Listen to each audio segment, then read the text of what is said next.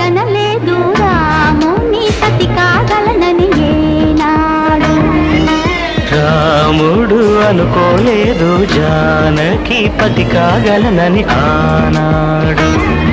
ఆనాడు ఎవరు అనుకోనిది ఈనాడు మనకు నిజమైనది.